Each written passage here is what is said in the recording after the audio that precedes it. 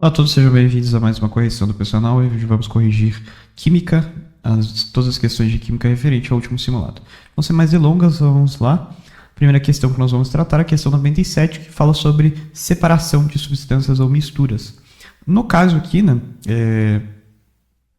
a gente vai falar aqui sobre uma questão que trata sobre a filtração, né, uma questão que vai falar sobre a filtração no contexto aqui de tratamento de efluentes, né? Então ele vai dar um contexto aqui no texto pra gente, né, de tratamento de efluentes que contém íons chumbo, né? Então esses efluentes, que são justamente esses restos, né, efluentes são sempre restos, que são agrupados em corpos hídricos. Então esses efluentes geralmente são de resíduos industriais, né, no contexto aqui da questão, né, contendo metais pesados, que é o caso do chumbo, e eles são armazenados em corpos hídricos. Por quê, né? Porque a água, sendo o bom solvente universal, né, ela vai propiciar que a gente faça o seguinte, né, que a gente faça a famosa floculação, que é justamente o que a questão está nos escrevendo aqui nesse texto. Então ela diz, né, que esses metais pesados, esses efluentes, eles são agrupados, eles são colocados nesses corpos hídricos, né, e eles lá, né, sofrem um processo de coagulação. A questão não diz explicitamente que é uma coagulação ou uma floculação, mas dá muito a entender que seja isso. Por quê, né? Porque ele descreve uma reação aqui, né?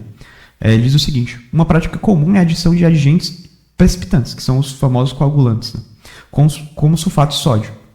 Essa reação produz o sulfato de chumbo, um composto sólido de baixa solubilidade que se separa da fase aquosa, conforme representado pela equação. Então o que ele está descrevendo aqui no texto é uma coagulação, é uma floculação também chamada, né? Que é o quê? Que é esse processo aqui que eu até coloquei a imagem, né? Então, aqui a gente tem, por exemplo, a água suja, né, que seria essa água do reservatório dos efluentes, né, contendo chumbo, contendo, enfim, os metais pesados aqui. Então, essa seria a água suja que ele descreve aqui no começo, né, que tem os íons chumbos e tudo mais. O que acontece? Né? A gente vai jogar nessa água suja os floculantes ou os coagulantes. Né? O que os coagulantes fazem? Como o próprio nome diz, eles realizam coagulação, ou seja, eles formam coágulos. Né? Eles são precipitantes, né? São agentes precipitantes, como o próprio texto aqui diz, que são adicionados à água suja e eles se unem a esses metais pesados, formando coágulos, né, formando flóculos. Por isso que há esse nome, né, floculação, coagulação. Ou seja, eles formam esses pequenos flocos, né, eles vão juntando vários íons chumbo, né, e eles vão juntando, de modo que eles vão fazendo isso, né, até que a gente tenha um grande floco, né, um grande coágulo, que é justamente esse precipitado final aqui dessa fase final. Ou seja, a gente tem inicialmente a água totalmente suja, né, com esses íons chumbos e tudo mais, com esses metais pesados. Eu adiciono coagulantes, esses coagulantes coagulam, como o próprio nome diz, né, formando esses flocos. E aí, depois de um tempo, né, ocorre a decantação e esses flocos se decantam, né, ou seja, eles se precipitam no fundo da água, perfeito? Então esse é geralmente o processo, e é o processo mais ou menos que está sendo descrito aqui ao longo do texto. Mas é claro, né, esse processo ele separa muito bem dentro da água o floco da água em si, né? Então você percebe, né? Tem uma fase aqui embaixo com os flocos, né, coagulados, precipitados, mas ele ainda continua dentro da água, né? Ele ainda continua dentro da água, ou seja, se eu quero tratar essa água, né, eu tenho que tirar esse floco daqui de dentro, de algum modo. Ou seja, além da floculação, eu vou precisar realizar outra separação, uma separação mecânica, justamente para tirar esse floco daqui de dentro. E é isso que a questão está querendo saber. Ou seja, a questão está nos pedindo uma técnica de separação mecânica indicada para isolar o sulfato de chumbo da mistura resultante. Ou seja, dado esse estágio final, né, depois da coagulação, depois da floculação, a gente tem que tirar esse chumbo lá de dentro, a gente tem que tirar esse floco lá de dentro. Que é justamente o que ele está escrevendo aqui. Ó. Após a conclusão da reação, é necessário realizar o isolamento do produto sólido, ou seja, tirar esse produto sólido daqui de dentro da água, né, para, por fim, filtrar essa água totalmente, né? Ou seja, deixar a água totalmente tratada, perfeito? E para isso a gente vai usar uma separação mecânica. Bom, então vamos analisar aqui as alternativas. A nossa primeira alternativa, destilação fracionada. O que é destilação fracionada? Bom, a destilação fracionada é exatamente esse processo aqui, né? Eu coloquei aqui um desenho, é o famoso processo, né, de líquido-líquido, que usa o ponto de ebulição, né? O que é ele? Né? A gente pega, por exemplo, ele é muito usado no petróleo, né, nas petrolíferas. Porque a gente pega o petróleo bruto, né, o petróleo bruto ele passa por aqui, enfim, tem essa questão aqui do óleo, né, que ele é aquecido numa fornalha, e ele vai chegando aqui, né, ele chega aqui a alta temperatura, e aqui, né, ele vai ebulindo, né. Então, e conforme a diferença dos pontos de ebulição, ele vai separando diferentes substâncias. Então, ele entra petróleo bruto, né, e ele vai se separando conforme ele vai ebulindo, né, conforme a diferença dos pontos de ebulição. ele vai separando, por exemplo, no óleo combustível, no diesel, no querosene, na gasolina e tudo mais, né? Ou seja, a destilação fracionada, como o próprio nome diz, né, é uma destilação, ou seja, é uma separação de misturas baseadas no ponto de ebulição, né? E ela se dá, sobretudo, de líquido para líquido, no exemplo mais famoso, né, o petróleo bruto, né, que a gente usa para separar, para obter gasolina, querosene e tudo mais. Ou seja, é esse daqui. Mas não será o nosso caso, porque a gente está querendo tirar o floco de dentro de uma mistura sólido-líquido, né? Então, isso daqui, né, é uma mistura sólido-líquido, né? Porque a gente tem a água, né, que é o líquido, que é o que a gente está querendo tratar, né? A gente está querendo tirar esses íons, tirar esses metais pesados, esses flóculos de dentro da água, né? Então, aqui a gente tem um sólido, que no caso é esse precipitado que ficou, né, esse flóculo, e eu tenho a água, e eu quero separar eles dois, né, para tratar a água, né? Então, não tem como ser a destilação, né? Porque a destilação ela é líquido-líquido e ela trabalha justamente com essa questão do ponto de ebulição. Não é exatamente uma separação mecânica, exatamente nesse sentido que o texto está tratando, né? De tirar um produto sólido. Então, não faria sentido ser a destilação relacionada. Sublimação do sólido. Bom, sublimação do sólido é a mesma... É você sublimar o sólido, né? Ou seja, você pegar ele e esquentar ele tão rapidamente que ele vai sublimar, né? Que ele vai evaporar rapidamente. Mas não é o caso, né? Se eu evaporar ele aqui, a água vai ficar... não tem como eu evaporar somente esse sólido especificamente, né? Principalmente porque a água provavelmente ela vai sublimar primeiro do que esses metais pesados, né? Então não faria sentido a sublimação do sólido, né? Nesse sentido. Filtração da mistura. Exatamente, a nossa resposta. A filtração, até coloquei o desenho aqui, que a filtração ela é exatamente o que a gente quer. A filtração ela serve para dois pontos. Se eu tenho uma mistura do sólido líquido ou um gasoso sólido, né? Então, esse caso aqui, nosso, ele é um sólido líquido. Eu tenho água com alguns sólidos precipitados, né? Que são esses flóculos que eu falei para vocês. Então, para separar esses flóculos, né, eu vou usar justamente a filtração. O que é a filtração? Né? Eu pego essa mistura de sólido líquido, no caso aqui do exemplo, né, mistura de água e areia, e eu jogo essa água e areia sobre um filtro de papel, por exemplo, que ele vai trabalhar aqui com uma porosidade, né? Ele é um filtro, os filtros eles têm uma porosidade em que eles vão separar o sólido do líquido, né? E aí então aqui vai ficar o resíduo sólido, né? Ele vai ficar a areia, vai ficar aqui, e aqui vai descer só água pura, né? Então essa é a filtração, né? A filtração justamente separa misturas de sólido e líquido, que é justamente o que a gente está querendo, né? Ou seja, a gente está querendo tirar esse floco sólido de dentro da água, que é líquida, né? Ou seja, justamente o ponto que a gente está querendo trabalhar é a filtração, é a letra C. Bom, vamos dar uma olhada nas outras alternativas. Letra D, cristalização do soluto, também não tem nada a ver aqui no contexto, né? Cristalização, formação de cristais e tudo mais. A gente tem a levigação. A levigação é você separar pela densidade usando a corrente da água, né? Mas a levigação é mais usada, por exemplo, em mineração e tal, para você conseguir... Enfim, era usada na questão da mineração, né, na exploração de ouro e tudo mais, de minérios, mas não é muito eficiente para separar isso daqui, tá? O método mais eficiente para fazer essa separação sólido-líquido é justamente usando o filtro, né? E geralmente o meio, é a separação que nós usamos no próprio tratamento da água, né? Então, faz muito mais sentido a letra C, que é a filtração da mistura. Portanto, é o nosso gabarito, letra C. A próxima questão a gente vai trabalhar usando cálculos aqui, uma questão que não é muito difícil, é só demorada, né, para fazer um pouco, que envolve os cálculos, mas enfim. Uma questão basicamente que ele diz o seguinte, na transição, ele vai falar da transição energética e tudo mais, e que uma indústria de cerâmica, né, ela está estudando a substituição de um gás liquefeito de petróleo, né, o GLP, justamente para substituir, né, o propano por um gás natural sintético. Então eles estão querendo, né, substituir o propano por um gás natural sintético. Esse gás natural sintético, né, na verdade o propano ele é o C3H8. Né? E a questão nos deu aqui que a massa molar dele é 44 gramas por mol. Né? Ou seja, 1 mol, né, de C3H8, ou seja, do propano, né, tem 44 gramas. E aqui, né, esse gás natural, o gás natural sintético, ele não dá o nome do gás, então se eu colocar simplesmente gás aqui, né, esse gás ele é composto 80%, né, ou seja, 0,8% de volume de metano, né, ou seja, 16 gramas por mol. Né. e 20% de gases aí aleatórios, né? Gases inertes. Que a gente não sabe o que é. Então esse aqui é o gás natural sintético, que vai ser o que, que essa indústria, né, está querendo substituir o propano por esse novo gás aqui. E é o seguinte, né? Sabe-se que no queimador da indústria, 1 kg de propano pode ser substituído por 2,5 metros cúbicos desse gás natural. Ou seja, 1 kg de propano, ou seja, 1 kg de C3H8, é igual a 2,5 metros cúbicos desse gás aí. Ok, para manter o mesmo rendimento térmico. Considerando os dados apresentados, a massa de metano necessária para substituir 10 mol de propano na operação desse queimador é D. Perfeito? Então é o seguinte, a gente vai ter que descobrir quanto que tem em 1 kg, né? Quantos mols tem 1 kg de propano. Tá? A gente sabe que é o seguinte, né? 44 gramas de propano representam 1 mol, né? É isso daqui, basicamente.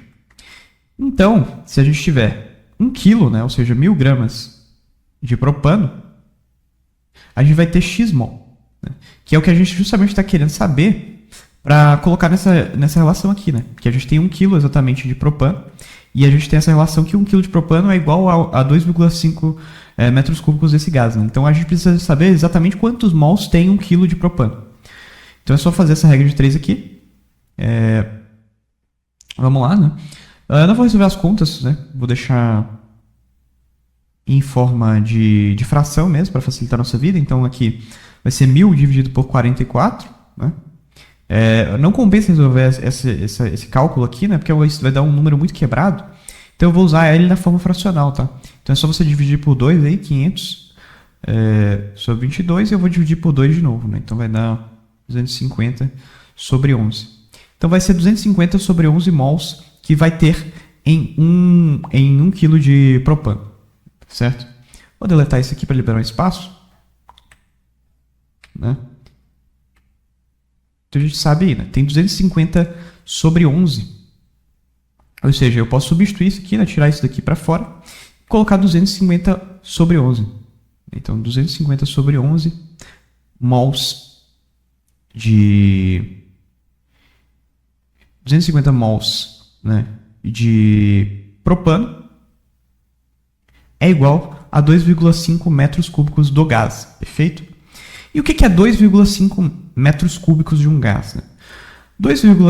Quer dizer, 1 metro cúbico é exatamente igual, né, é igual a 1000 litros, tá?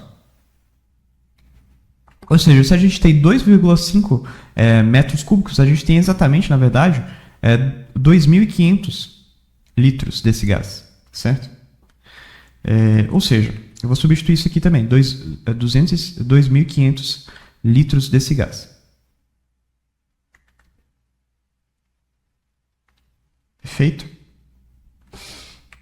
Bom, dado isso, deixa eu limpar aqui, a gente quer saber, né, quantos litros, né, desse gás são gerados em 10 mol de propano, né? Ou seja, 10 mol de propano. Então é só a gente fazer a regra de 3 aqui agora. Né? Então vamos lá, fazer a regra de 3 novamente. Então 10 vezes... aqui inclusive eu poderia ter deixado ele, em metros cúbicos ainda e converter só depois. Acho que talvez facilitasse a nossa vida, mas enfim. Aqui 2.500 vezes 10, né, vai dar 25.000 litros, né, dividido por 250 sobre 11. Né? Como é uma divisão de frações, eu inverto, né, então vai ficar 25.000 vezes 11 dividido por 250. Né? Ou seja, aqui eu vou cortar esse zero, né, vai ficar 2.500 dividido por 25, né, que é exatamente 100. E eu vou ficar com 1.100, né, de resposta. Ou seja, a resposta aqui vai ser 1.100 litros. Né? Ou seja, em 10 mols de propano eu tenho 1.100 litros desse gás. Perfeito? Vou colocar aqui 1.100 litros de gás. Certo? 1.100 litros de gás. Bom, se eu tenho 1.100 litros de gás, né, em 10 mols de propano, essa ainda não é a nossa resposta. Né? Por quê? Porque ele quer saber, na verdade, a massa de metano contendo, a massa de metano dentro desses 1.100 litros. Né?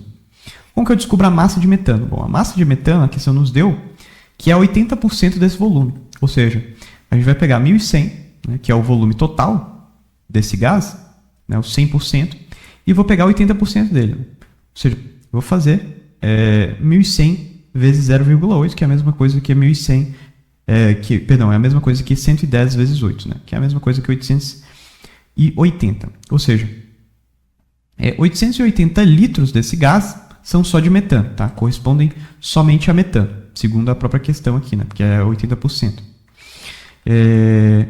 E com base nisso, agora, né? Ainda não é a resposta, a resposta não é a letra D nem a letra E, né? São pegadinhas aqui, porque isso aqui está dado em litros, né? Ela está querendo em gramas. A nossa resposta tem que ser em gramas. Agora, né? Sabendo que nós temos 880 litros de metano, a gente pode usar essa relação que ele deu aqui para a gente. Ó. Volume da massa molar é igual a 22 litros por mol. Ou seja, a cada 22 litros de metano, eu tenho 1 mol de metano. Né? Se eu tenho 880 litros de metano, eu vou ter X mol de metano. Né? Ou seja, eu só fazer novamente a regra de 3 aqui. Uma questão bem tranquila, tá? Uma questão só para você ir fazendo a regra de 3. Vai ser 880 dividido por 22. Né? Aqui no caso aqui vai ser igual a 40. Ou seja, eu vou ter 40 mols de metano. Né? Ou seja, 40 mols de metano nesses 880 litros. Né? Olha, se 1 mol de metano tem 16 gramas, logo 40 mols, né, vão ter X gramas. Né? Aí é só fazer 16 vezes 4, né? 180 vezes 4, que é a mesma coisa do que 640 gramas, que é a nossa resposta. Né? Ou seja, tem 640 gramas de massa de metano nesses 10 mols aí de propano, né? Para substituir esses 10 mols de propano. Que é, portanto, a nossa letra B, que é o gabarito. Perfeito? É uma questão tranquila, é só você ir fazendo a regra de 3, né, fazendo substituições, usando as proporções que a questão te deu. Uma questão que demora somente para você fazer os cálculos. Né? Quando der valores quebrados, tentem não fazer a divisão, né? Tentem colocar em fração para depois vocês fazerem a divisão com o segmento da questão. Mas no mais é simplesmente isso, é só você fazer a regra de 3 usando as proporções que a questão te deu. Perfeito? O que mais vai demorar vai ser os cálculos mesmo. Mas enfim, nossa resposta é a letra B. Vamos para a próxima. A nossa próxima questão é uma questão de estequiometria, uma questão tranquila aqui, que ele vai dar uma reação para a gente envolvendo aqui a hematita de ferro. A hematita de ferro, ela tem, né, ele deu aqui as massas molares para a gente. Ela é composta, né, por 2 ferros e 3 oxigênios. Então a gente vai calcular a massa molar, né, quanto que tem 1 mol de hematita de ferro. Como são 2 ferros, é 56 vezes 2, né, que é igual a 112 gramas, mais 16 vezes 3, né, que no caso, porque são 3 oxigênios, ou seja, 16, que é a massa molar do oxigênio, né, vezes 3, porque são 3 oxigênios, então 16 vezes 3 vai dar 48. Perfeito? Então, a massa da hematita de ferro, ela é igual, a massa molar, né, é igual a 160 gramas, né, que é essa soma aqui. Tá? E ele quer produzir, né? Ele está produzindo ferro puro com isso aqui. Né? Como são 2 ferros nessa reação, que são um produto, né? Então vai ser 56 vezes 2, né? Ou seja, 112. Vou puxar aqui direto, né? 112. Então, 112 gramas. Certo? Ele quer saber, né, quanto que eu obteria, como que eu faço para obter 560 toneladas de ferro. Então, 560 toneladas. Né? Ele quer saber a proporção, ele quer saber quanto de hematita de ferro eu preciso para produzir 560 toneladas de ferro puro, né? Nessa reação global aqui. Perfeito? Então, é só a gente fazer a proporção, é só a gente fazer a regra de 3. Eu vou converter essa tonelada aqui em gramas, tá? Para ficar certinho. Então, eu vou apagar essa tonelada aqui, vou colocar em gramas, é só multiplicar por 10 elevado a 6, que a gente tem agora em grama. Eu vou cortar esse zero aqui e vou colocar aqui nesse 7, né, para facilitar os cálculos. Então, eu vou subir aqui de 6 para 7 e vou tirar esse zero aqui, perfeito? Agora eu vou fazer a conta, né? É só multiplicar esses dois aqui e dividir por 112. Então vai ficar 56 vezes 160. Aqui no caso eu vou colocar 16 só, né? Vou cortar esse zero e vou acrescentar nesse 10 elevado a 7. Então vai ficar 10 elevado a 8. Dividido por 112. Né? 56 vezes 16 vai dar 896. E 896 dividido por 112 é a mesma coisa que 8. Né? Então vai ficar que o resultado dessa conta aqui vai ficar 8 vezes 10 a oitava, né? Gramas. Né? Ou seja, 8 vezes 10 elevado a 8 em gramas. Perfeito? Isso daqui é o tanto de hematita de ferro que eu preciso para justamente fabricar, né? Para obter 560 toneladas de ferro metálico puro. Ok? Isso daqui é a mesma coisa, né? Se a gente quiser converter já, do que 8 vezes 10 elevado a 2 toneladas, né? Que é o que a letra A está falando.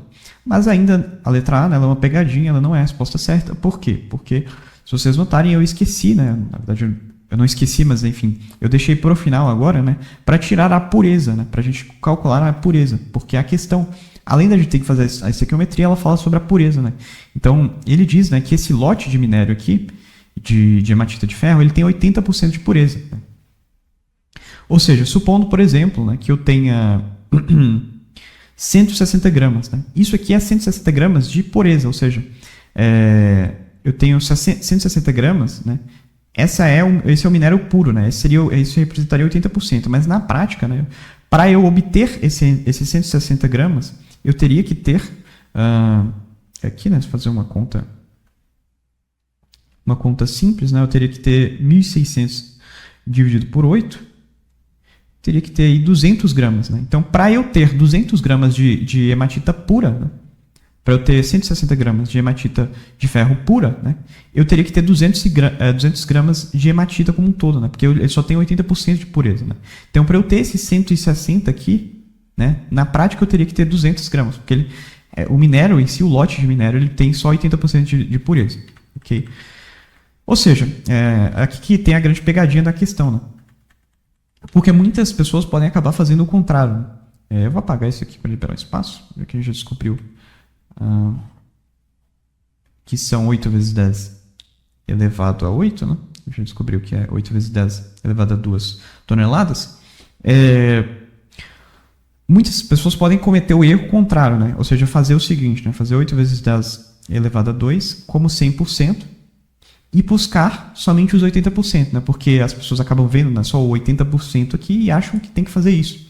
Só que se você fizer isso, você vai acabar errando a questão, né? Você vai acabar marcando a letra C. Se você fizer essa conta aqui, você vai ver que daria, né, 6,4 vezes 10 elevado a 2 toneladas, né, que seria a letra C, mas também estaria errado, porque não, o que a gente tem que fazer, na verdade, é o contrário. Né?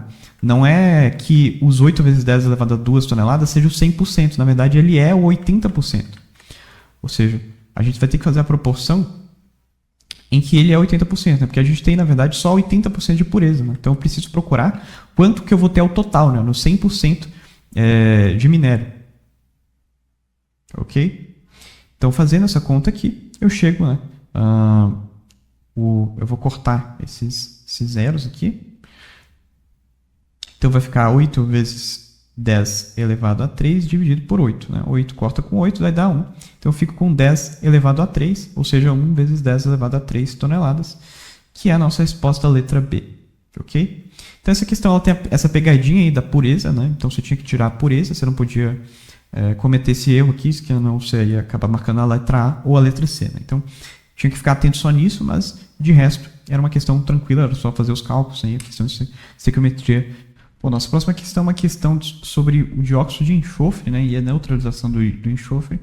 Esse sisteminha aqui que ele apresenta para a gente, né, no lavador de gás de combustão, justamente, segundo ele, né, para evitar a chuva ácida, né, justamente porque o dióxido de enxofre ele é um gás precursor da chuva ácida. Então, visando a evitar a chuva ácida, ele vai passar esse dióxido de enxofre, né, nesse lavador aqui de gás de combustão. Perfeito? Então, o dióxido de enxofre ele entra aqui, né?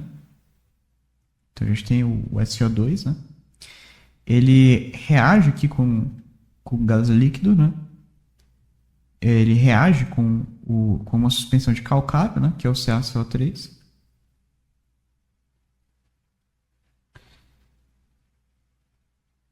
E com oxigênio, né? E ele vai formar um gesso, né? O CaCO2, CaSO4, na verdade. E vai gerar também o gás carbônico. Por quê, né? Por que ele vai gerar gás carbônico? Porque aqui a gente tem um contato, né, de um ácido, né, que no caso é o dióxido de enxofre, ele tem um caráter mais ácido, e o CaCO3, né, que ele tem o íon que tem um caráter básico. Né? Então, nessa reação de um carbonato, né, que é o CaCO3, com o dióxido de enxofre, a gente tem uma reação, né, que geralmente libera carbono. Libera o CO2, né, libera o dióxido de carbono. O carbonato, geralmente, quando ele reage, né, com ácido, ele tende a gerar justamente aí o CO2, perfeito? Então ficaria mais ou menos assim a reação aqui descrita, né, no lavador de gás de combustão aqui que ele está falando. Tem um gás limpo, né, e o gesso saindo. Por que ele fala gás limpo, né? Muita gente pode pensar, pô, mas o CO2 ele causa o aquecimento global, né? Ele não é um gás muito limpo. Ok, mas para o propósito da questão, ele é um gás limpo, tá? Porque ele está querendo justamente evitar a chuva ácida, né? E o CO2 ele evita a chuva ácida, né? Lembrando, né, ele fala que um gás precursor da chuva ácida que causa danos a ecossistemas aquáticos e estruturas urbanas. Para mitigar esse impacto, ou seja, o fim da questão é mitigar o impacto da chuva ácida. Né? Não tem a ver com aquecimento global, ou seja, o CO2, a fins de chuva ácida, ele mitiga sim o problema, ele resolve o problema, ele mitiga esse impacto. Certo? Então ele de fato resolve o nosso problema, né? Porque o CO2 ele evita, ele é liberado, aqui ele é o gás limpo, né, que sai. E portanto ele é um gás mais limpo nesse sentido da chuva ácida, né? Ele evita a chuva ácida. Considerando a transformação química ocorrida no sistema de tratamento descrito, verifica-se que a neutralização do enxofre por meio do calcário, letra A, propicia a formação de ácido sulfúrico concentrado nas câmaras. Pelo contrário, né? Ele está querendo evitar a chuva ácida, né? Então ele tem que evitar a formação de itens ácidos, né? Ou seja, vocês veem que inclusive aqui nem há formação de ácido sulfúrico, né? Então essa letra A não faz sentido algum. Mas assim, daria para ver que essa letra A está errada simplesmente pelo fato dele estar fazendo o sistema justamente para evitar a chuva ácida, né? Então não é interessante que ele formasse ácido sulfúrico aqui nessa câmara. Letra B. Permite a redução do enxofre para a forma elementar sólida, alterando o estado físico dos resíduos industriais gerados. Não há redução do enxofre para a forma elementar sólida. Né? E na verdade, né, alterar o estado físico aqui, ele simplesmente queria criar, né, um gás que fosse mais limpo, que no caso é o CO2. Né? A fim para evitar a chuva ácida, o mais interessante realmente, o CO2 ele é muito mais interessante do que o dióxido de enxofre. Né? Mas ele não faz uma redução do enxofre para uma forma elementar sólida. Né? Ele forma o gesso, né? O CaSO4. Mas não há uma redução do enxofre para uma forma elementar sólida. Letra C. Utiliza o carbonato para neutralizar o CO2 produzido na combustão, minimizando o impacto térmico no aquecimento global. Não. O carbonato não neutraliza o CO2. Na verdade, o carbonato ele reage com o dióxido de enxofre. Né? Ou seja, o carbonato ele não neutraliza o CO2. Na verdade, o CO2 é um dos produtos, ele não é um reagente. Então não faz sentido essa letra C, justamente porque não há essa reação do carbonato com o CO2 e também, né, não há essa minimização do impacto térmico no aquecimento global. De fato, isso daqui causa um problema para o aquecimento global, está gerando o CO2. Né? Ou seja, não houve a minimização do impacto térmico no aquecimento global. Letra D. Demanda a adição de catalisadores metálicos raros para converter o dióxido de enxofre em óxido molecular gasoso. Não, né? O catalisador, ele só, como o próprio nome diz, ele catalisa, né? Ou seja, ele diminui a energia de ativação, mas ele não, vamos dizer assim, possibilita que algo aconteça, né? Ele nem impede nem possibilita, ele simplesmente acelera essa reação. Ele aumenta a velocidade de reação. Mas ele não, vamos dizer assim, possibilita e nem impossibilita a reação. Né? E também, claro, não há citação de nenhum catalisador aqui durante o texto. Né? Portanto, nossa resposta é a letra E, né? Libera dióxido de carbono para a atmosfera, justamente um dos nossos produtos, provenientes da reação, né? Ácido-base, principalmente com o carbonato. Quando o carbonato ele reage com algo ácido, ele geralmente tende a liberar o CO2, né? O carbono, o dióxido de carbono, para a atmosfera, trocando um poluente de efeito regional, ou seja, um poluente, né, que causaria chuva ácida, por um de impacto climático global. Né? Foi exatamente isso que aconteceu. Ele trocou um poluente, né, que causaria chuva ácida por um poluente que agora vai causar o aquecimento global. Né? Enfim, para mitigar os danos causados aí para ecossistemas aquáticos e estruturas urbanas. Né? Enfim, ele trocou um mal da chuva ácida pelo mal do aquecimento global. Né? É exatamente isso que a letra E está descrevendo. Perfeito? Então é isso aí. Nossa resposta é a letra E. Bom, próxima questão, uma questão aqui de regra G3 também, envolvendo algumas proporções aqui na fluoretação, né? Que ele vai dizer o seguinte, né? Ele vai explicar o processo de fluoretação da água, enfim, para evitar cárie e tudo mais, né? Foi uma medida de saúde para evitar cárie, processo de mineralização do esmalte dentário, enfim. E ele vai dizer o seguinte, né? Ele vai dar uma proporção de flúor que tem que ter a cada 1 litro de água. Né? Ele vai dizer que a cada 1 litro de água tem que ter 0,7 miligramas de flúor, né? Do íon flúor. Certo? E ele diz, né, que a substância que eles usam para fluoretar a água é um sal chamado hexafluorociclicato de sódio, que é essa substância aqui, o Na2SF, né? 6. E o seguinte, né, ele diz que tem um reservatório com a capacidade de 5.000 metros cúbicos, né? 5.000 metros cúbicos. Nós sabemos que 1 metro cúbico, né, é igual a 1.000 litros, né?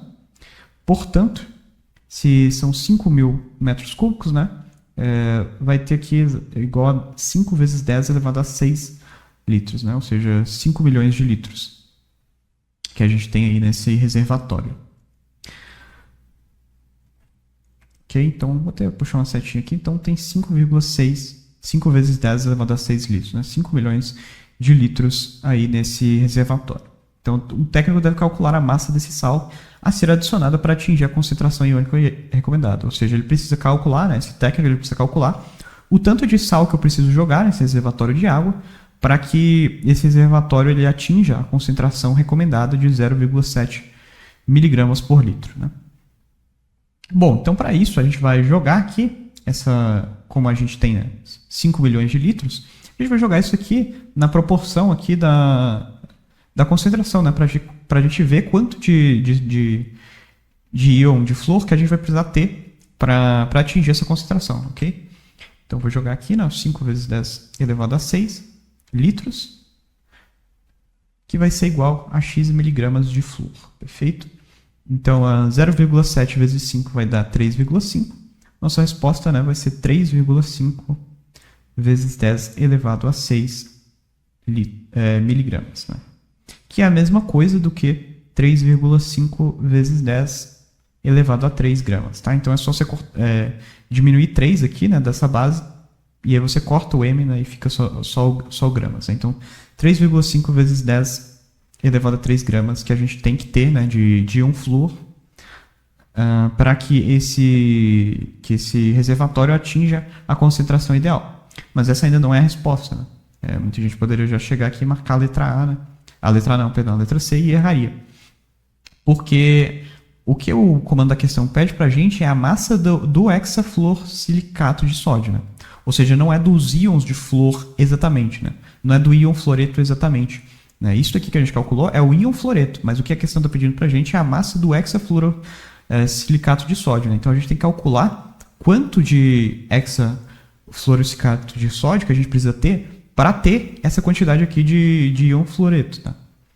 Para calcular isso, né, só a gente jogar aqui na massa molar dele, ok? Então, o hexafluorosilicato de sódio, né, palavra difícil aí, ele tem Na2, Si e F6, né? Então, vamos calcular a massa molar dele aqui, né? São 2 mols de Na, então é 23 vezes 2, né? 46. Mais 1 mol de Si, né? Então 28 gramas. São 6 mols de F, né? De flúor. Então vai dar 19 vezes 6. Vamos fazer aqui, né? 9 vezes 6, 54. 6 mais 5, 11, né? Então vai ser 114. Então aí, agora é só fazer a soma total aqui. 114 mais 28 mais 46. Vou colocar tudo junto já. Aqui vai dar 14. 14 mais 4, 18, né?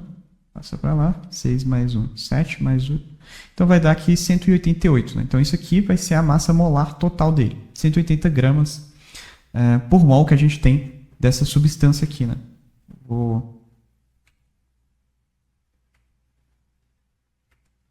Então a gente tem 180 gramas a cada mol, né? Cada 1 mol de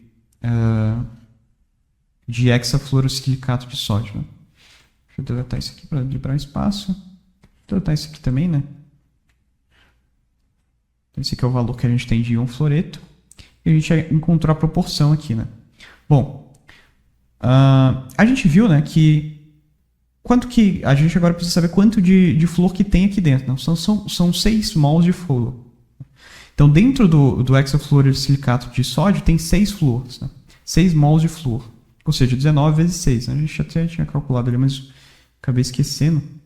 São 114 gramas. Né? Então, isso significa que a cada 1 mol de Na de hexafluorosilicato de sódio, né, a gente tem 114 gramas de flúor, né? Eu vou tirar essa parte aqui também, para ficar mais organizado, né? E aqui a gente tem mais uma proporção, né? Então, a cada 1 mol, né, que é 180 gramas de hexafluorosilicato de sódio, a gente tem 114 gramas de flúor, né? Que são os 6 mols de flúor aqui. Então, basta a gente fazer uma proporção, né? Porque a gente quer achar esse valor aqui de flúor, né? Então, ou seja, 3,5 vezes 10 elevado a 3 gramas de flúor que a gente precisa encontrar, né? Que a gente precisa ter nessa reservatório. Então aí a gente vai encontrar o valor, né, de massa de hexafluorosilicato de sódio que a gente precisa ter. Só fazer essa conta, né?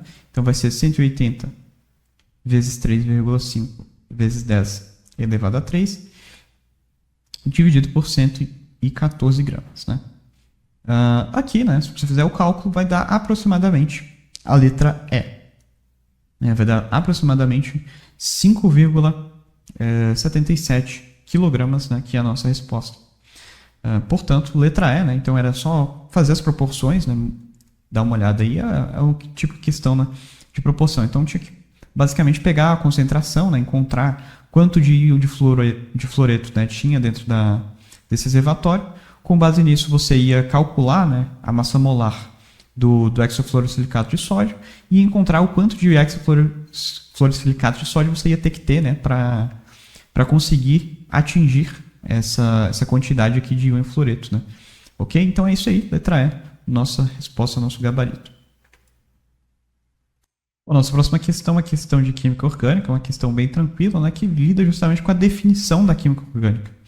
Ele conta aqui, né, a história do Frederick Wöhler, né, que ele realizou a síntese de ureia. A ureia, que é um composto orgânico, né, a partir do cianato de amônio, né, um composto que é considerado um sal. Né? Ou seja, ele sintetizou, né, um composto orgânico a partir de um composto inorgânico, que é um sal, né, que é o cianato de amônio. Ou seja, né, ele conseguiu realizar aí a síntese de algo orgânico a partir de algo inorgânico. E com isso ele refutou a teoria da força vital, que era uma teoria, né, que dizia que substâncias orgânicas só podem ser produzidas por organismos vivos, né, por organismos propriamente. Com isso, né, ele refutou essa teoria justamente porque ele conseguiu produzir um composto orgânico sem a necessidade de um organismo vivo, né? Ou seja, a partir de uma substância, de um composto inorgânico, que era o cianato de amônio, né? Um sal. Perfeito? Considerando a mudança de paradigma mencionado no texto, o critério científico contemporâneo utilizado para classificar uma substância orgânica fundamenta-se na letra A, presença de grupos funcionais oxigenados na sua estrutura molecular. Não, isso é falso, né? Até porque a gente tem os hidrocarbonetos que não têm necessariamente grupos funcionais oxigenados, né? Então, não faz sentido, né? E os hidrocarbonetos são compostos orgânicos. Manutenção de propriedades físico-químicas similares às dos sais minerais. Não.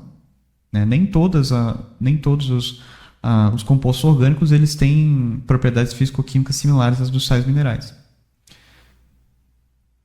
Prudência natural vinculada ao metabolismo de organismos pluricelulares. Na verdade, isso aqui foi justamente o que a questão está falando que ele refutou. Né? Ou seja, ele demonstrou que isso estava errado. Letra D, constituição de estruturas moleculares fundamentadas no elemento carbono. Exatamente. Né?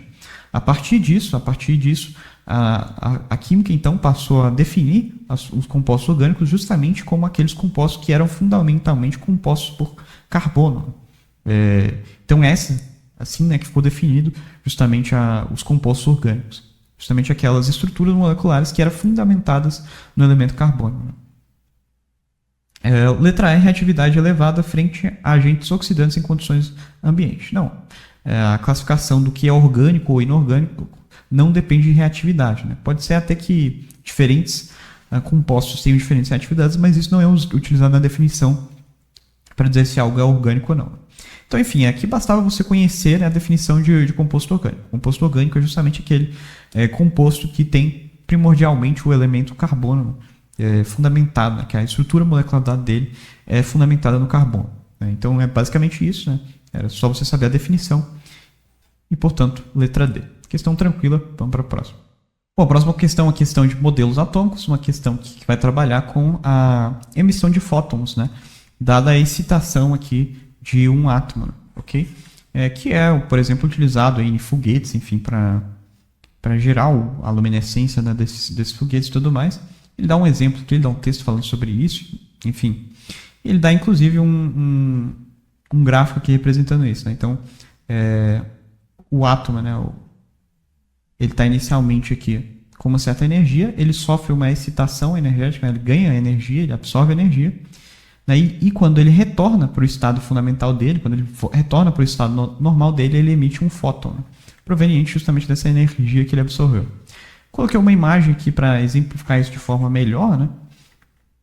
Ou seja, a gente tem aqui um átomo, né, e a eletrosfera dele, e nesse átomo, ele estava aqui normalmente com essa bolinha amarela, né, que seria o estado fundamental dele, o estado de funcionamento normal dele.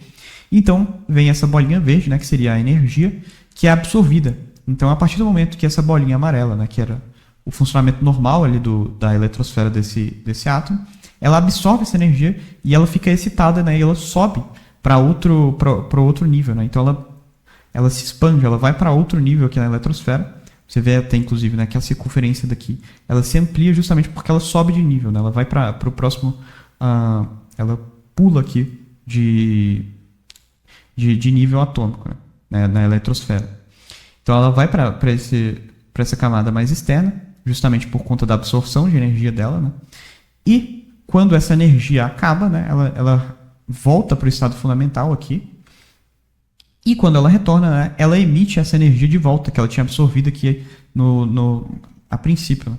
Essa emissão de energia é justamente o que faz com que se emita um fóton, né? Ou seja, que se emita a luz, né?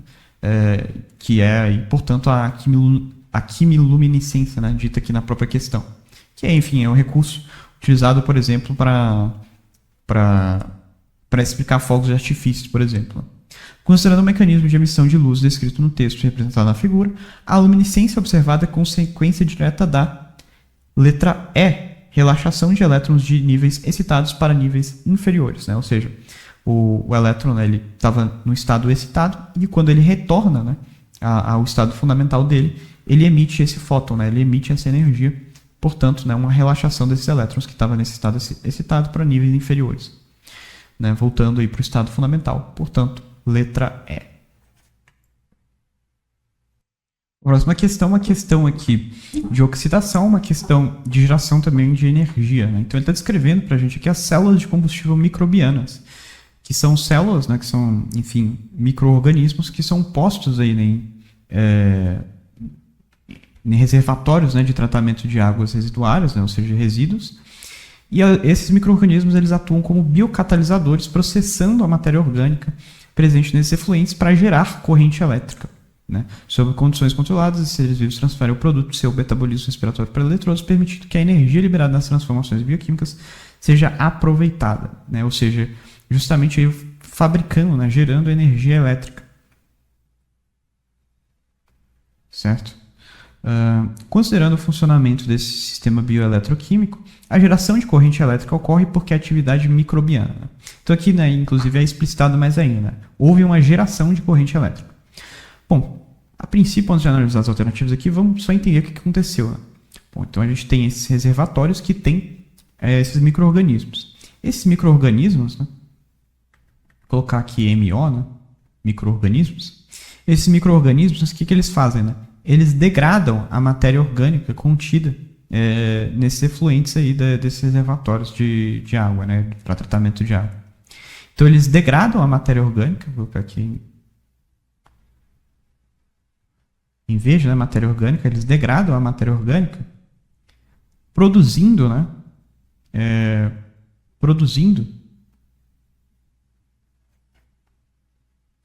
justamente energia. Como que eles fazem isso? Eles fazem justamente pelo processo de oxidação, né? Ou seja, eles oxidam essa matéria orgânica. Então aqui ocorre uma oxidação da matéria orgânica. Então essa matéria orgânica ela é oxidada, e na oxidação, né? Oxidação é justamente você doar elétrons, né? Ou seja, você tirar os elétrons daquilo. Né? Ou seja, oxidar é justamente doar elétrons. Né? Ou seja, eles degradam essa matéria orgânica, oxidando essa matéria orgânica, justamente fazendo com que essa matéria orgânica perca os elétrons dele. Né? E com base nessa oxidação, eles geram a energia elétrica. Né? Porque se eles formam uma corrente de elétrons, né? Assim eles fazem a corrente de elétron, gerando a energia propriamente. Corrente elétrica. Né? E assim ocorre a geração da energia propriamente. Certo?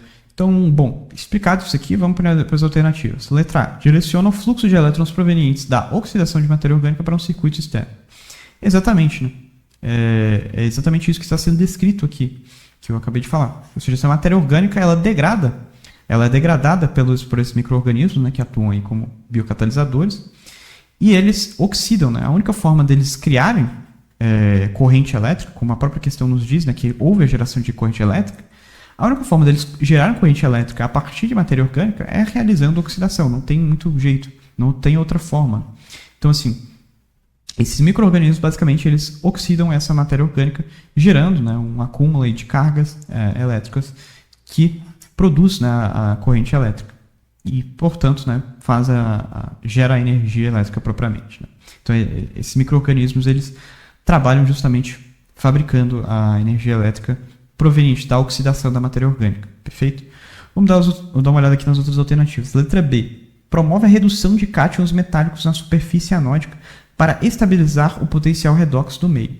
Não, né? Na verdade está ocorrendo uma oxidação da matéria orgânica. Né? Não tem nada a ver com redução de cátions metálicos. A questão nem fala sobre cátions metálicos, né? Fala simplesmente sobre o micro-organismo atuando como biocatalisadores no processo de decomposição de matéria orgânica. Não fala nada sobre cátions metálicos, não fala nada sobre redução. Né? Não teria como ser redução, aliás, porque é um processo que envolve a doação, né? Ou seja, você tirar elétrons. Né? Ou seja, a redução é o contrário, a redução é justamente você receber elétrons. Né? Então aqui, para gerar corrente elétrica, você precisava justamente oxidar a matéria orgânica. Né? Você precisava tirar os elétrons daquela matéria orgânica para gerar corrente elétrica. Né? Então não poderia haver uma redução. Né? E, enfim, não faz muito sentido essa questão de cátions metálicos, que nem é citada na questão. Né? Letra C. Estabelece um equilíbrio termodinâmico entre as câmaras para facilitar a migração de íons de hidrogênio. Bom, íons de hidrogênio não gera energia. Né? Inclusive, né, não daria para gerar corrente elétrica se houvesse um equilíbrio termodinâmico. Então não faz sentido nenhum a letra C, né? Justamente para haver geração de corrente elétrica, a gente precisa ter um desequilíbrio termodinâmico, né? Então não faz sentido a letra C. A letra D, utiliza o calor dissipado na composição biológica para estimular a condutividade iônica do íon eletrólito. Bom, dissipação de calor não gera energia, né? Não faz sentido essa letra D. Aliás, em nenhum momento aqui da questão foi citado o calor, né? Letra E, favorece o acúmulo de cargas elétricas em camadas capacitivas para posterior descarga rápida e controlada. Bom, letra E também não faz sentido, né? O capacitor, né, ele armazena energia, mas aqui não está falando sobre armazenar energia. Está falando sobre gerar corrente elétrica, né? Ou seja, tem energia em trânsito, não é energia acumulada, não é energia armazenada, né? Ou seja, essa corrente elétrica ela está em ato, né? Ela está justamente gerando energia, corrente elétrica, ela não está armazenada, ela não está guardada, né? Portanto, não tem como ser essa letra E que fala sobre questão de capacitor, né? A questão está falando para a gente sobre geração de corrente elétrica e não sobre armazenamento em capacitor, né? Perfeito? Então, letra A, nosso gabarito. Vamos para a próxima. Bom, nossa próxima questão é uma questão envolvendo radiação, uma questão aqui que vai envolver uma série de conceitos, né? E, bom, ele vai abordar aqui no texto principalmente a análise de obras de artes, né? Por meio da radiação, né? Por meio de técnicas radiográficas, ou seja, técnicas que usam raio-x, né? E eles vão usar isso, né? Eles utilizam dessa técnica para identificar esboços originais, restauros antigos ou alterações feitas pelo artista ao longo da pintura, né? Isso aí ficou conhecido como pentiment, né? Não sei como se pronuncia, mas enfim, é isso daqui que eu coloquei aqui nessa imagem, né? Ou seja, o pentiment, né, ele basicamente joga a radiação, né, joga raio-x lá nessa pintura, não danifica a pintura, né, não estraga a pintura de modo algum, porque o raio-x, enfim, ele é fóton, né, em fóton ele vai passando pela pintura sem deixar muitos rastros, só que ele permite, né, com que nós vejamos as diferentes camadas com que esse desenho foi pintado, né. Então, por exemplo, né, aqui eu coloquei um exemplo de um pentiment, né, que mostra as 3 camadas, né, diferentes de materiais usados para pintar esse desenho aqui, né. Então, essa aqui é a forma final, essa daqui era uma das camadas e essa foi a outra camada. Porque provavelmente, né, o artista ele desenhou, ele fez um esboço original assim, né, e depois ele foi passando outros materiais por cima para fazer a pintura em si, enfim, para colocar mais detalhes, né. Ou seja, pelo fato dos artistas, né, na antiguidade, né, eles usarem várias camadas. Então eles faziam primeiro um desenho com um certo material, né, com esboço, justamente para eles poderem apagar, e enfim, eles fazerem outras camadas com outros materiais. Isso permite, né, com que a gente veja essas diferentes camadas através da radiação. Por quê? Porque a radiação, né, o raio-x, ele é feito basicamente de fótons, né, e fótons eles interagem muito bem com elétrons, né, enfim, o famoso efeito fotoelétrico, né. Os fótons interagindo com os elétrons, né, ele permite com que a gente distingua muito bem, né, os materiais, porque diferentes materiais têm diferentes configurações de elétrons, né? Então tem materiais que são mais pesados, que têm mais elétrons, ou seja, que vão interagir melhor com o raio-x, né? Com os fótons do raio-x, com os fótons da radiação, né? Ou seja, esses elétrons eles vão reagir melhor com o raio-x e, portanto, eles vão se destacar, né? E por isso que a gente consegue separar essas camadas, né? Porque algumas camadas são feitas de materiais que vão tender a reagir mais, né? Porque elas são feitas de certos materiais que tendem a reagir mais. Ou seja, desse modo, né, a gente justamente consegue distinguir as diferentes etapas da criação de uma obra de arte, né? De uma obra de arte antiga, justamente porque assim a gente consegue, por exemplo, né, nessa parte aqui, provavelmente o artista estava usando um certo material, né? Mas nesse momento aqui ele usava outro. Ou seja, a gente consegue, pela essa diferença de material, né, e pela diferença de reação que esse material tem com o raio-x, a gente consegue rastrear as alterações que esse artista fez, né, de material ao longo da obra de arte, né? Enfim, então isso é mais ou menos aí como que o raio-x ele é usado para essa técnica de pentiment, né? A eficácia dessa técnica analítica no mapeamento das camadas internas de uma pintura justifica-se por qual fenômeno? Justamente, né, como eu falei, pela atenuação diferenciada da radiação ao atravessar materiais compostos por elementos de elevada densidade eletrônica. Ou seja, como eu falei, o raio-x ele tende a reagir muito bem com elétrons. Ou seja, materiais que são pesados, materiais que tendem a concentrar muitos elétrons, esses materiais vão reagir mais com o raio-x. E, portanto, né, quando o raio-x passar por ali, né, ele vai ter uma atuação sobre aquele material diferente do que ele teria se ele passasse por um material mais leve. Né? E isso vai permitir, né, que a gente justamente separe as pinturas por camadas, né, que é esse processo aí de pentiment. Ou seja, o fato do raio-x interagir diferentemente, né, com diferentes materiais permite com que nós analisemos as diferentes camadas, né, dessa pintura por meio dos materiais dela, sem prejudicar ela, sem estragar nada a pintura, né, já que o raio-x ele é fóton, então ele passa direto na pintura sem estragar a pintura. Né? Vamos dar uma olhada aqui nas outras alternativas. A letra A diz o seguinte: a emissão de fótons de baixa energia provocada pelo salto quântico de elétrons em átomos de baixo número atômico. Bom, isso não é verdade, né? Isso daqui, né, que ele estava falando, da excitação que emite fótons, né, que inclusive a gente viu em alguma das questões anteriores, isso é usado para luminescência. Então isso está mais associado, por exemplo, a fogos de artifício, por exemplo, aquelas placas, né, de trânsito que tem uma certa luminescência, enfim, ao brilho, né, à emissão de fótons. Aqui a gente não está tratando de emissão de fótons, né, não tem emissão de fótons coisíssima nenhuma aqui. Né, a gente está simplesmente analisando a diferença de reação do raio-x, dessa radiação, com os materiais que compõem a pintura. Né? Não há emissão de luz, né? Não há emissão de fótons aqui. Claro, há emissão de fótons pela própria radiação, né? O raio-x, mas o raio-x em si ele não emite outro fóton, né? Ele não emite, sei lá, como se fosse um foguete, né? Como se fosse um foguete mesmo, né? Um fogo de artifício. Letra B. A dispersão de radiação resultante do fenômeno da refração em fenômenos de densidades ópticas semelhantes. Não, nada a ver, né? Radiação a gente nem consegue ver, né? É raio-x. Então, radiação a gente nem consegue ver, nem tem como a gente ver se seria uma refração, né? Mas a título de curiosidade eu coloquei uma refração aqui, né? Só para exemplificar. Isso aqui é uma refração, por exemplo. Você percebe que há uma diferença aqui, ó, justamente pela diferença de índice de refração entre a água e o ar, né? Enfim, que gera esse fenômeno aí da refração. O realinhamento dos spins nucleares de elementos ferromagnéticos presentes nas fibras naturais de suporte. O spin é meio que o giro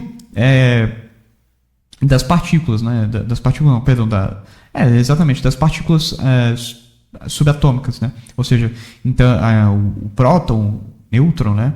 Eles fazem esse spin, né? Que é esse movimento de giro, né? Até coloquei aqui o próton e o nêutron girando, né? E aí quando eles vão girando no núcleo, né? Eles fazem um processo chamado de spin nuclear. Esse spin nuclear, né? Que é o fenômeno justamente quando os prótons e os nêutrons de um núcleo, né?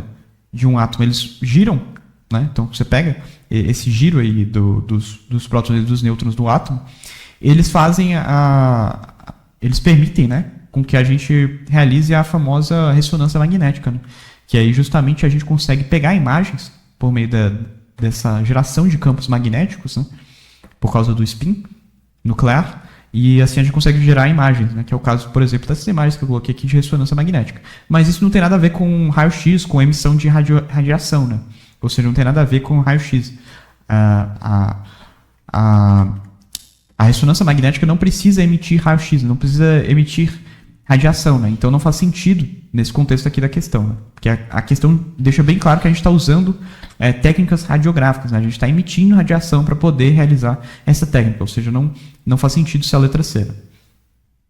Letra D, o processo de desintegração espontânea de núcleos instáveis, né? Que aí seria desintegração, seria decaimento radioativo, né? Mas não é o caso, né? Se houvesse decaimento, aí a pintura, por exemplo, ela ia ficar estragada, né? E aí a própria questão nos diz, né, que essa análise que é feita, ela não estraga a pintura, né? Então não faria sentido essa letra D, mesmo no contexto do texto, né? Então a alternativa que melhor responde a questão é a letra E, a atenuação diferenciada da radiação ao atravessar materiais compostos por elementos de elevada densidade eletrônica. Perfeito? Bom, nossa próxima questão é uma questão de lei de Hess, né? Então a gente só precisava montar aqui a equação do anodo e fazer a soma aí da lei de Hess. Né? A gente vai precisar fazer algumas multiplicações aqui, porque a questão em si ela não vai aceitar. Enfim, porque ela, na verdade a gente vai precisar fazer essas multiplicações. Né? Enfim, vamos usar aqui então a lei de Hess, né, para fazer a reação global. Vou colocar as reações aqui primeiro, né? E aí depois a gente faz a lei de Hess. Então essa aqui é a reação do anodo e vamos colocar aqui do cátodo. O2 mais 4. H mais 4. Menos, formando 2H2O. Enfim, aí tem todo o funcionamento aqui envolvendo a célula em si, ele dá um contexto que é a questão, mas é basicamente lei de Hess, né? Né? Ele quer saber a reação global, né? Ou seja, a gente vai precisar somar essas duas equações aqui e fazer a reação global, que é basicamente o sistema da lei de Hess, né? Bom, a gente vai precisar aqui colocar, né, essas duas equações essas duas reações, né, em um denominador comum que permita com que nós eliminemos elementos comuns dela. Então, por exemplo, né, elementos comuns que tem dos dois lados aqui, por exemplo. H+ tem aqui e aqui. Elétrons também tem nas duas reações, eles estão em lados opostos. Ou seja, se eu conseguir colocar eles no mesmo valor, eu vou conseguir eliminar eles e tirar eles fora, né? Que é justamente o que eu estou querendo para fazer a reação global. Então eu preciso encontrar um denominador comum, né, que permita tanto eu eliminar esses elementos comuns nas duas reações, né? Quais são esses elementos comuns? Bom, como eu falei, é o hidrogênio, o H+, e os elétrons. Você percebe, né, que eles estão, né, os dois, né, nas duas reações com o mesmo valor, que é 6 e 4. Ou seja, a gente precisa encontrar um denominador comum, né? A gente vai fazer o MMC aqui, mínimo múltiplo comum, para justamente encontrar esse múltiplo para a gente conseguir eliminar eles dois das duas reações e fazer a equação global acontecer, né? Então, 6 e 4, né? Aqui 2, 3. E 2, 2 de novo e 3, né? Assim fica 1... Então aqui vai dar 4, 4 vezes 3 vai dar 12. Né? Então eu preciso colocar essas duas equações aqui de modo que o hidrogênio e os elétrons deem 12 nas duas. Né? Para fazer isso vai ser bem simples, né? É só multiplicar uma por 3 e a outra por 2. Tá? Então eu vou multiplicar essa primeira aqui por 2. Né? Multiplicar por 2, deixa eu ver se está aparecendo. Está aparecendo. E esse daqui eu vou multiplicar por 3. Né? Então vamos lá, né? Aqui eu vou multiplicar por 2, então aqui vai ficar 2CH3OH, vai ficar 2H2O, vai ficar 2CO2, esse 6 aqui vai virar 12, vou apagar aqui, né? E esse 6 aqui vai virar 12 também.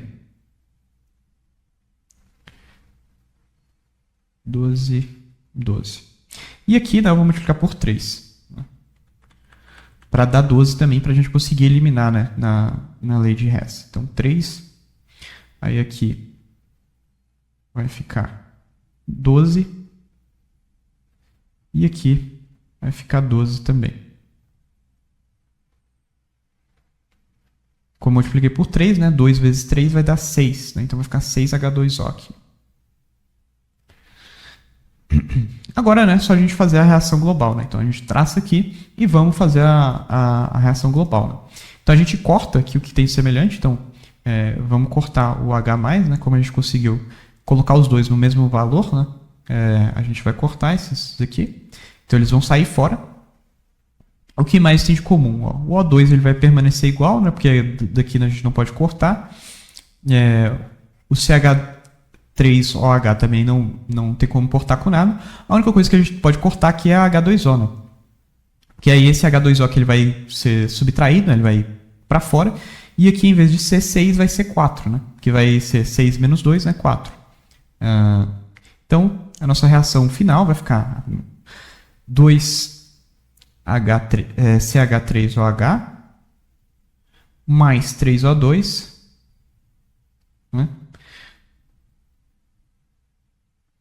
Produzindo 2CO2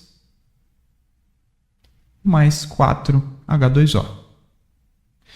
Perfeito? Então essa aqui é a nossa equação global, que né, e que bate perfeitamente com a letra E. Perfeito? Então é isso aí, nosso gabarito, letra E. Então Então era só fazer a lei de Hess, né? Multiplicar, encontrar esse múltiplo comum para conseguir eliminar os elementos em comum, né, nas duas equações. Né?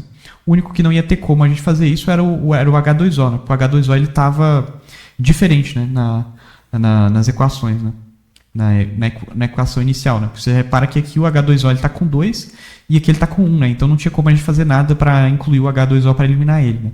Então os únicos que estavam para fazer algo era justamente o H+, e os elétrons, justamente porque eles estavam em valores iguais. Né? Então aqui em cima os dois estavam com 6 e aqui embaixo os dois estavam com 4. Né? Então o único jeito de eliminar mesmo era fazendo isso. Né? Tanto é, né? Sim, perfeito. Então seria isso, letra E, nosso gabarito. Bom, nossa próxima questão é, na verdade, uma questão de biologia, né? Uma questão envolvendo desnaturação de proteínas. No caso aqui, na verdade, é uma enzima, né? Mas, enfim, a enzima ela é uma proteína, né? Bom, ele trata aqui sobre o escurecimento, né, dos vegetais e diz que esse escurecimento ele é frequentemente desencadeado pela ação da polifenoloxidase, né? Que é uma proteína funcional que catalisa a oxidação de compostos fenólicos, né? Ou seja, é uma proteína que catalisa basicamente uma enzima, né? Uma enzima que catalisa a oxidação de compostos fenólicos em quinonas na presença de oxigênio atmosférico. Essas quinonas polimerizam rapidamente para formar pigmentos escuros denominados melaninas, que alteram o aspecto visual, o sabor e o valor nutricional de frutos e hortaliças, né? Ou seja, essa enzima, né, ela basicamente atua acelerando, né, catalisando o processo que forma essa melanina, né, ou seja, esse escurecimento dos vegetais. Né. E isso altera significativamente, né, o aspecto visual, né, o sabor e o valor nutricional dos frutos, né, porque isso justamente prejudica todos esses aspectos. Né, ou seja, o fato de ter esses pigmentos escuros, né, essa melanina, isso diminui o sabor, isso diminui o valor nutricional desses frutos. Então não é interessante que os vegetais eles tenham essas melaninas, que elas tenham esses pigmentos escuros. Né? Então, para mitigar isso, né, para evitar isso, ocorre o fenômeno do branqueamento, né, que é uma técnica que consiste na exposição do alimento a altas temperaturas por um curto período, seguida de um resfriamento brusco. Esse procedimento é fundamental para garantir a estabilidade do produto final durante o armazenamento, ou seja, justamente evitando, né, essa alteração aí do aspecto visual, enfim, evitando o surgimento dessas melaninas, evitando a perca de sabor, valor nutricional, enfim. Ou seja, justamente esse branqueamento é uma coisa, né, que visa, é um processo que visa a evitar esse escurecimento enzimático aqui que foi citado no texto, perfeito? A eficácia do procedimento industrial descrito para a manutenção das propriedades sensoriais do alimento decorre da desnaturação, tá bom? Por quê? Porque como a gente viu aqui na questão, no texto da questão, esse escurecimento ele se dá fundamentalmente por conta de uma proteína, de uma enzima, né? Que é essa polifenoloxidase, né? O texto diz isso escancaradamente aqui, ó. O escurecimento enzimático é frequentemente desencadeado pela ação da polifenoloxidase, ou seja, essa proteína ela é o que causa predominantemente esse escurecimento enzimático. Né? Ou seja, para justamente evitar esse escurecimento, o que a gente vai fazer? A gente vai retirar essa proteína. Como que a gente faz para retirar essa proteína? Justamente desnaturando ela, que é o que a questão faz, né? Que é justamente o processo de branqueamento. Né? O processo de branqueamento, o que ele faz? Ele expõe o alimento a altas temperaturas por um curto período de tempo, que é justamente o processo de desnaturação. Né? O processo de desnaturação é quando eu tenho uma proteína, né, que está numa forma complexa, né? Geralmente a estrutura quaternária, né, que são essas formas bem complexas, né? E aí eu submeto elas a uma grande temperatura, então eu aqueço essas proteínas, né? E no processo de aquecimento, o que acontece? Né? Essa proteína aqui, que estava na forma complexa, né, na estrutura quaternária, essa proteína ela decai de estrutura, né, pelo aquecimento e ela desnatura, ela volta para um estado primário, né, que seria, por exemplo, esse estado aqui, né, essa estrutura mais rudimentar, uma estrutura mais simples, né, que é a estrutura, vamos dizer assim, primária dela, a estrutura mais básica dela, onde ela não consegue exercer muitas das capacidades dela, que é justamente o fato aqui do escurecimento enzimático, ou seja, se a gente conseguir, né, de algum modo, desnaturar essa proteína, que é justamente o que ocorre no branqueamento, né, a gente consegue fazer com que não ocorra o esquecimento enzimático. Por quê? Porque a gente vai justamente desnaturar a proteína, né? Passar ela de um estado quaternário para um estado primário. E quando isso ocorre, né, quando a gente passa a proteína para um estado quaternário para um estado primário, ela perde muitas das funcionalidades dela, como a funcionalidade de fazer esse escurecimento enzimático. O que é muito interessante aqui no caso da indústria de alimentos, né? Enfim, ou seja, o que explica isso, né, a eficácia desse procedimento é justamente a desnaturação da proteína, da enzima. Perfeito? Então vamos lá, vamos analisar aqui as alternativas para caçar qual que melhor condiz com isso. Bom, letra A diz o seguinte, a letra A é uma grande pegadinha, tá? Porque a letra A diz o seguinte, preservação da estrutura primária das cadeias proteicas por meio da termooxidação. Não é preservação. Veja que a desnaturação, ela faz com que uma proteína no estado avançado, ou seja, num estado superior, como por exemplo um estado de estrutura quaternária, passe para um estado mais primitivo, ou seja, para um estado inferior, né, como uma estrutura primária. Ou seja, é como se a proteína passasse da estrutura quaternária para a estrutura primária, por exemplo, né? E nesse processo ela perde muitas funcionalidades dela. Ou seja, não há uma preservação da estrutura, pelo contrário, uma mudança da estrutura.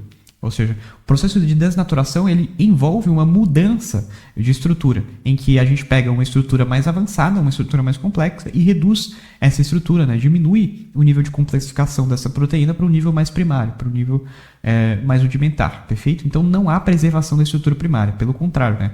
É a modificação de uma estrutura mais complexa para uma estrutura mais primária, né? Letra B. Facilitação do efluxo de cofatores metálicos através das membranas celulares rompidas. Não há facilitação de fluxo de cofatores metálicos. Na verdade, o que ocorre é a desnaturação. Elevação da barreira energética necessária para a ocorrência do fenômeno da catálise. Pelo contrário, né? As enzimas elas são catalisadores e catalisadores eles diminuem a energia de ativação necessária para que uma reação ocorra, né? Então não há elevação da barreira energética. Pelo contrário, né? Há diminuição dessa barreira energética. Letra D. Modificação da geometria espacial do centro reacional responsável pela atividade biológica, que é exatamente a desnaturação, né? A desnaturação é você modificar a estrutura espacial da proteína, da enzima, né? Ou seja, o centro reacional responsável pela atividade biológica é o quê? É a enzima, né? É só um nome mais difícil para dizer, para se referir à proteína, para se referir à enzima, né? Centro reacional responsável pela atividade biológica. Basicamente a enzima, basicamente a proteína. Ela é um centro reacional responsável pela atividade biológica, né? Ou seja, há uma modificação dela, né? Ou seja, como eu falei, o processo de desnaturação é o processo de branqueamento aqui descrito na questão. É o processo em que a proteína sai de um estado de estrutura quaternária para um estado de geometria mais primário, né? Para um estado de geometria mais simples, que é justamente o que a letra D está falando, só que de uma forma mais difícil, né? Um pouco, usando um linguajar mais complexo, mas é basicamente a desnaturação. Por fim, né, a gente tem a letra E, redução da frequência de choques efetivos entre as moléculas de substrato e o catalisador. Não há redução de frequência de choques efetivos. Na verdade, o que a gente faz é justamente quebrar, né, desnaturar a enzima. É isso que faz com que haja a eficácia do processo, né? Isso aqui, essa letra ela seria só indiretamente isso, né? Mas, na verdade, o que está sendo promovido diretamente para fazer esse branqueamento é justamente o processo de desnaturação, que é esse processo descrito na letra D. Portanto, o nosso gabarito é letra D. Perfeito? Bom, nossa próxima questão é uma questão de pH, uma questão super tranquila também de pH, é a questão aqui onde a gente tem um monitoramento aqui, enfim, de pH, né, nos oceanos, no ambiente oceânico. Ele fala o seguinte, né, a concentração de dióxido carbônico nesse atmosférico, né, próximo aos oceanos, ele tem provocado a acidificação do oceano. Isso é um grande problema, porque isso impacta diretamente o equilíbrio químico dos sistemas marinhos, principalmente porque o CO2 ele se dissolve na água do mar, né? Isso, esse CO2 reagindo, né, dissolvido na água do mar, ele forma ácido carbônico. E o ácido carbônico, como o próprio nome diz, né, acidifica o meio e dissocia em íons bicarbonato e prótons. E esses íons, né, eles incrementam a acidez e eles interferem na disponibilidade de íons carbonato, que são essenciais, né, para o processo de calcificação dos corais, né? Os corais eles precisam da calcificação desses íons carbonato, né? Ou seja, o que está sendo dito aqui, né? Quanto mais ácido se torna o oceano, né? Quanto menos o pH do meio oceânico se dá, né? Ou seja, quanto menor for o pH, ou seja, quanto mais ácido for esse meio oceânico, isso vai interferir negativamente na calcificação dos corais. Ou seja, quanto mais ácido for esse ambiente, pior vai ser, né? Porque quanto mais ácido for, mais a calcificação vai ser prejudicada, justamente porque a calcificação é um fenômeno básico, né? O carbonato de cálcio ele é uma base, né? Então ele precisa de um ambiente mais neutro, um ambiente neutro básico, né? Então ele não pode ser um ambiente mais ácido, né? Ou seja, quanto mais ácido, pior vai ser a calcificação, e pior sendo a calcificação, isso afeta demais a ecologia dos corais, né? Porque os corais eles precisam desses esqueletos de carbonato de cálcio, né? Ou seja, não é interessante, né, que nós tenhamos um ambiente muito ácido, um ambiente marinho muito ácido, porque isso prejudica diretamente os corais, né? Ou seja, a gente, né, e o que a questão vai trabalhar em cima disso, né? A tabela a seguir apresenta parâmetros físico-químicos monitorados em 5 diferentes estações de pesquisa oceânica. Com base nos conceitos de equilíbrio químico e nas informações fornecidas, qual dos ambientes mostrados apresenta a condição mais favorável à dissolução de estruturas calcárias dos recifes de coral? Ou seja, o que a questão está falando é qual desses 5 estados aqui diferentes, né, que ele pegou nesse monitoramento, em qual deles está mais propício a ser inibida a calcificação, ou seja, em qual desses estados aqui, né, dessas estações, a calcificação vai ser mais prejudicada, né, a calcificação dos corais, ou seja, em qual dessas estações a calcificação, né, a formação dessas estruturas esqueléticas de carbonato de cálcio nos corais, em qual delas vai ser mais prejudicada pela acidez, ok? E bom, como a gente falou, né, a que mais vai ser prejudicada vai ser justamente aquela que for mais ácida, ou seja, aquela que tiver o pH menor, né, que é justamente a quinta, né, que tem o pH aqui de 7,65, que é o menor pH da tabela, ok? E vocês percebam que isso faz muito sentido, até porque ela é a que possui o menor valor de CO3, né, que é justamente o íon carbonato, né, e é o íon que fabrica as estruturas esqueléticas dos corais. Ou seja, o fato de essa tabela está provando o ponto nosso, né, ou seja, de que quanto menor for o pH, menor vai ser o índice de íons carbonato. E menor sendo o índice de carbonato, né, menor, com mais dificuldade, né, esses corais eles terão mais dificuldade para fazer a calcificação. Né, eles terão o esqueleto deles dissolvido, né? Ou seja, eles não vão conseguir formar esses esqueletos, que é justamente o que a questão está perguntando para a gente, né? Qual que é o pior dos cenários, qual que é o ambiente que mais prejudica os corais na formação desses esqueletos.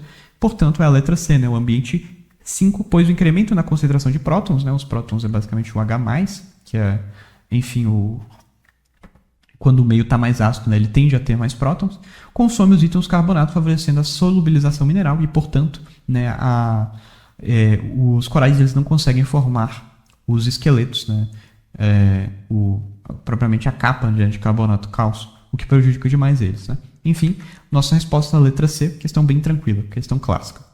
Bom, a nossa próxima questão é uma questão super tranquila também, uma questão que nos dá a estrutura de um fármaco, né? E ela diz o seguinte, né? O grupo capaz de reagir com a base de Bronze Laurel para viabilizar a formação do sal é o grupo... Bom, se é uma base, né, que tem que reagir com uma base para formar um sal, necessariamente a gente vai ter que caçar uma estrutura, né, um grupo que seja um ácido, né? Porque para formar sal a gente tem que sempre reagir uma base e um ácido, né? Então, base mais ácido é igual a sal, né? Então, se a gente tem, né, uma base formando um sal, né, a única estrutura, né, incógnita que poderia ser é um ácido. Né? Ou seja, porque isso tem que ficar na mente de vocês. Né? Base mais ácido sempre é igual a sal. Então, a estrutura que a gente precisa procurar é justamente a estrutura que seja ácida. E qual dessas estruturas aqui é a mais ácida? Né? Qual é a estrutura ácida aqui para formar o sal? É justamente a carboxila, né? A junção da carbonila com... enfim, a carbonila, né, mais a oxila, né, a carboxila. Ou seja, a carboxila, né, é aquilo que forma o ácido carboxílico. Né? Ou seja, é aquilo que produz um ácido. Né? Ou seja, o ácido carboxílico. Justamente provindo aí da carboxila. Né? E, portanto, nosso gabarito é a letra E. Né? Questão bem tranquila, bem de boa. Perfeito? Vamos para a próxima. Por fim, a nossa última questão aqui é uma questão sobre funções orgânicas. É uma questão aqui que ele nos dá duas substâncias, né, que é o citral e o benzaldeído. E ele nos pede, né, que identifique aqui dentro dessas duas substâncias qual que é a função orgânica comum a elas duas. Né? E bom, eu coloquei aqui a tabelinha, né, para a gente colocando aqui todas as estruturas citadas aqui nas alternativas, né? A cetona, que é essa daqui, o éster, né? Que é esse daqui, o aldeído, que é esse daqui, o álcool, né? Que é esse daqui, e o fenol, que é esse daqui. Enfim, eu coloquei aí, só para a gente ter uma noção do que a gente está tratando. Todas elas são oxigenadas, né? Todas elas têm oxigênio. Mas é uma questão bem tranquila, né? Porque era só a gente olhar o nome deles mesmo, né? Citral, né? Citral, o final aqui de al é sempre característico de substâncias que têm a função aldeído, né? E se vocês repararem, também aqui, né, o benzaldeído. Benzaldeído significa que tem é um anel benzênico com um aldeído, né? Ou seja, o aldeído está novamente presente aqui, né? Ou seja, a função orgânica, né, aqui dentro da alternativa, que é comum a essas duas substâncias, é justamente o aldeído, né? Isso a gente poderia ver pelo próprio nome aqui das duas substâncias, perfeito? Então, seria a letra C. É uma questão bem tranquila. Essa foi a nossa última questão. Então é isso aí. Muito obrigado e até a próxima.